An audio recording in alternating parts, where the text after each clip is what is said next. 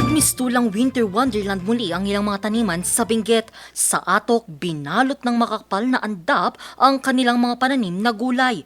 Hindi rin nakaligtas ang mga pananim na lettuce at repolyo sa Kibungan. Ang Mount Pulag sa Kabayan Benguet, makapal na yelo ang bumalot sa mga puno.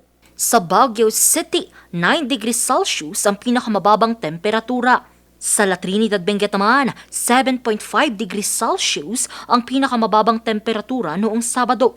Bagamat maganda at nakakamanghas sa paningin ng iba, malaking dagok naman ito para sa mga magsasaka. Kagaya na lamang ni Nanay Irlinda na nagtanim ng strawberry sa Mount Trails sa Madayman, Kibungan, Benguet. Anya, akala niya daw makakabawi siya ngayong anihan ng strawberry o presa pero ang ending, mas nalugi pa siya.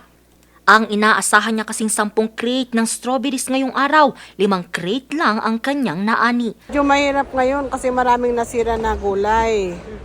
Kaya ngayon, pag wala kaming maibenta, wala din pambili ng gagamitin sa garden. Halos 1/2 ma'am, gaya ditong strawberry.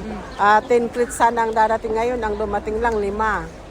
Kaya halos almost half. Dahil dito, napilitan siyang itaas ang presyo ng kanyang paninda na kung dati, mabibili ang half kilo ng strawberry sa halagang 100. Ngayon, itinaas niya sa 180 pesos. Ito nga, parang mga ganito, tignan mo yung nasira, parang umitim nga yung strawberry.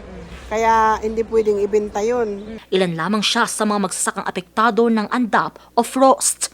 Bagamat Marso na, hindi pa raw nagtatapos ang amihan season ayon sa Pag-asa. Amihan po, ito po yung malamig na hangin po, ma'am, galing po ng northeast.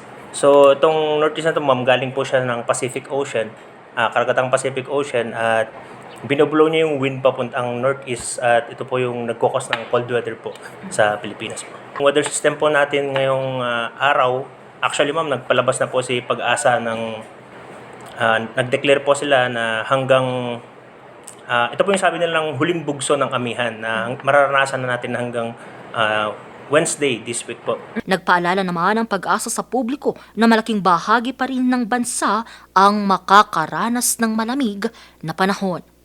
Angel Arquero, RNG News.